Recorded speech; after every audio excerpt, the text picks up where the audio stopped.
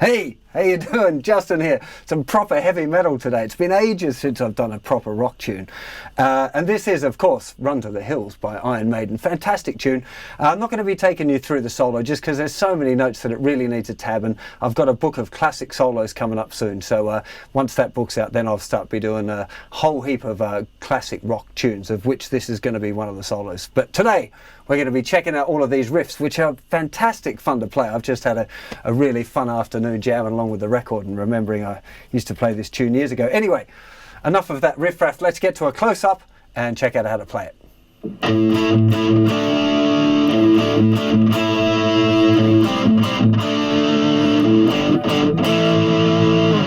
Okay, let's start off by having a look at this, which is the rhythm guitar part of the intro.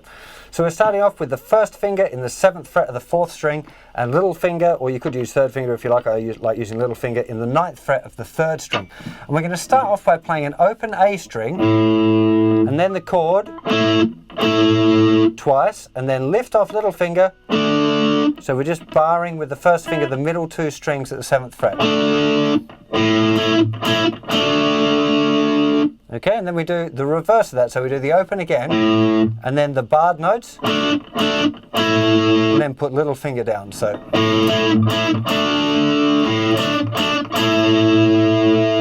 Okay, now we move the whole shape down 2 frets.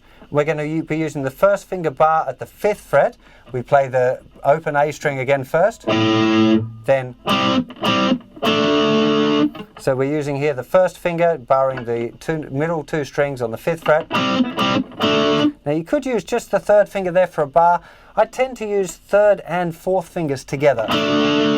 Just means it feels a bit easier for me to do a vibrato. Okay? And then we got again the open A, and then the 5th fret on the 4th and 5th strings by the 7th fret. So exactly the same kind of pattern that we just had, but on the thicker 2 strings. So the whole riff.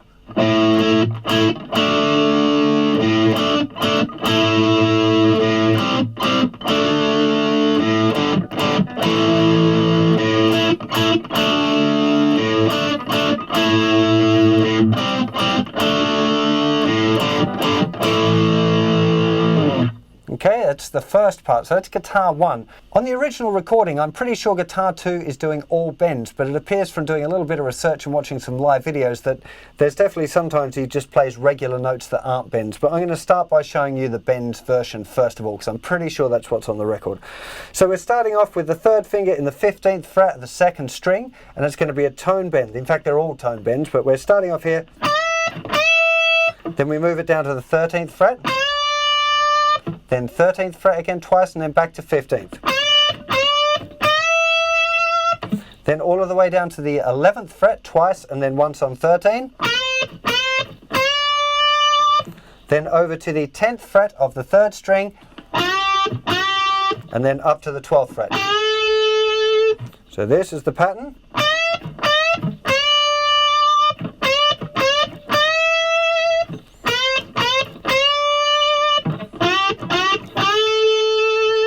And really make sure that you're using your picking hand here to mute all of those thick strings, because when you've got a lot of gain on, if you don't, you get all of these other strings ringing out. It gets really messy, so make sure you're keeping control of it there as well. You know, the underneath of your fingers should be muting the thinner string as well, or any of the strings underneath. So if you don't want to do it using the bend, it sounds, you know, pretty right, I think, without using the bend.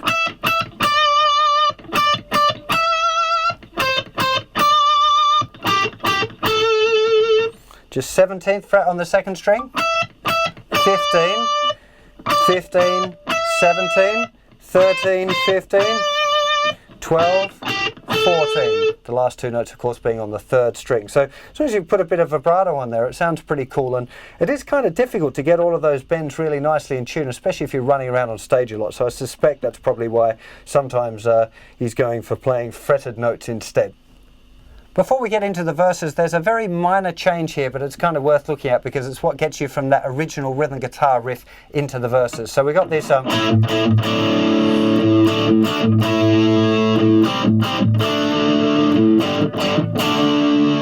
okay, so the very last time, instead of going, which we've done all of the way through the intro, we go, okay, and we're just finishing there on a D power chord. Okay, very subtle difference, but it, you know, makes a difference if you're going to play along with the record. So once we get into the verses, we got this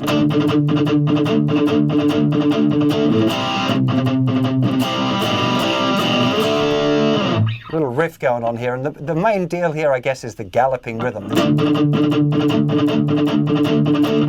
So what this is doing is, we've got quite a heavy palm mute, so just resting your palm on the string. So we don't want this. It's just putting that. Okay, it really helps the definition of the notes. What we're doing is down, down, up, down, down, up, down, down, up, down, down, up. That's the pattern. 1 E and a 2 E and a 3 E and a 4 and a down, down, up, down, down, up, down, down, up, down. So get used to doing that first, just okay, with the palm mute. And really what you want to be doing is on the beat 1 or beat 1, 2, 3 and 4, you want to push through and play the chord a bit more, and then there'll just be the down up on the 1 string, which would be the 5th string in this case. So chord, down, up, chord, down, up, chord, down, up, chord.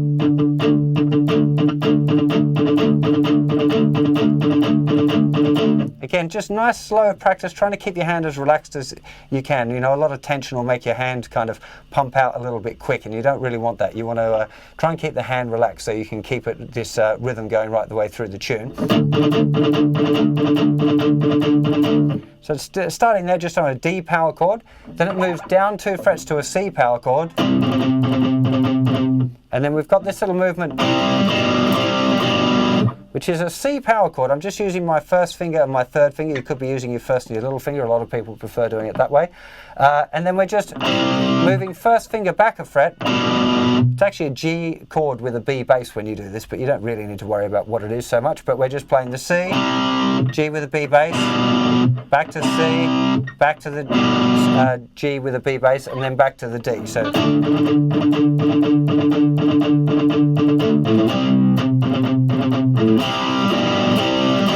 and lifting off the palm mute for that little part.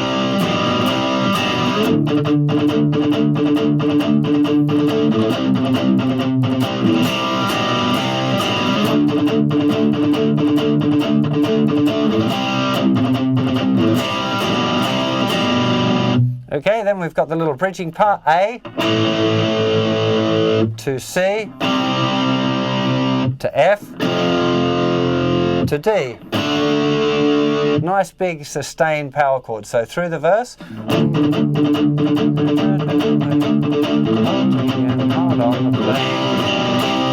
Chasing the redskins back to their holes, fighting them at their own game.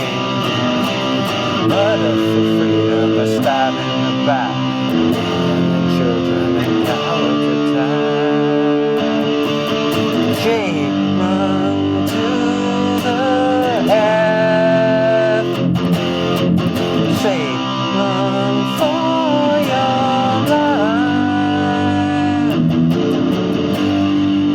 so the chorus is G, run G, the F. Now, really cool little kind of rock trick here. So we got the palm mute on for down, down, up, and then the final down we play without the palm mute. Very common kind of rock guitar technique, that one, so you definitely want to practice that. It's really nice on this particular part, the G. Run to the hills, C, run for your... And then we've got that little sneaky G with a B bass, so the first finger just dropping back there on beat 4. Run for your life. Actually, it's on beat 3, sorry. 2, 3, 4, 1, 2, 3, 4, 1, 2, 3, 4. Now, I always used to put the little walk up in there. I don't think it happens in the guitar part on the record, it's just the bass, but I always thought it sounded cool. So you can either just G, open E, F, F sharp, that, or you can try and hold those two, the third and fourth fingers down,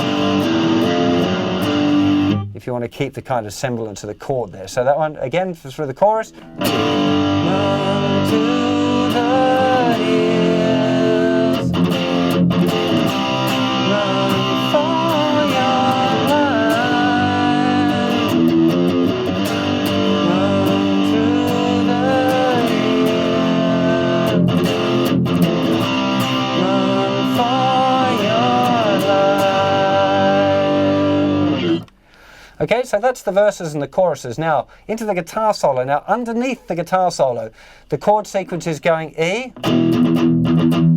to G to C for 2 bars with a little galloping rhythm.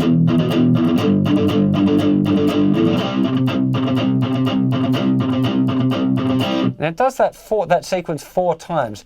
Now, what I'd recommend on the last time is that you play the C up at the 8th fret. Sounds more or less the same, and it'll give you a better chance to get to the next section, which is this.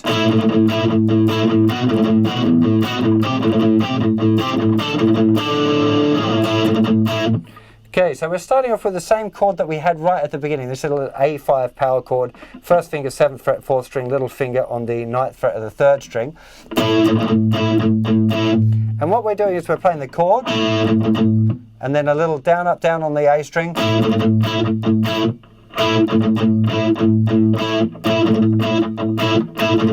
have to think about what I'm doing exactly. So chord, down, up, down on the A string with a slight bit of muting. Then the chord, 2 bass notes, and then the chord again.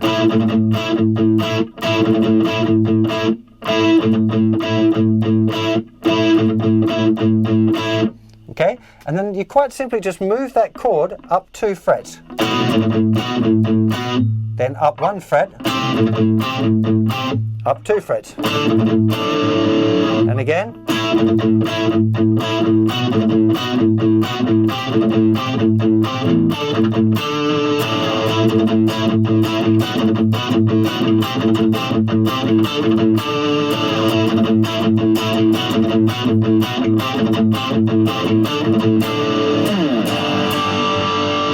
And then we're back to the chorus.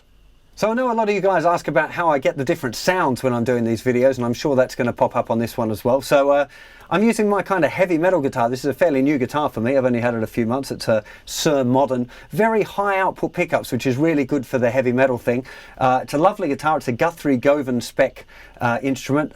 I'm sure I read somewhere that when you buy the guitar you get to play like him, but it hasn't happened for me for some reason. Still can't play very fast at all. But anyway, it's a lovely guitar, and you definitely want something with a high output pickup. You're using a Telecaster or something like that, you're probably not going to get the same sort of thing. You want these high output humbucker pickups. You're running your volume on 10 most of the time. And the only pedal that I'm going through here is a Marshall Shredmaster pedal. And I've got the gain on 10, the bass at about 12 o'clock, contour about 2 o'clock, the treble about 2 o'clock, nearly 3 o'clock, and the volume at about 1 o'clock. That's kind of clock face settings for you. And that's the only thing between the guitar and the amp. The amp's just set on a clean sound, so without the pedal, it doesn't really sound very dirty at all. So, you know, a lot of these times it's just, particularly with high gain stuff, you want some sort of like heavy metal pedal, something that's got a lot of distortion in it, quite a compressed sound. You want to probably start with the gain pretty high for this particular tune. I think on the original recording it's probably going to be Stratocasters and Marshalls, I think it was, that the Maiden played. I can't remember. I'm sure a quick Google search will bring that up for you. But a lot of it's experimenting with your own gear.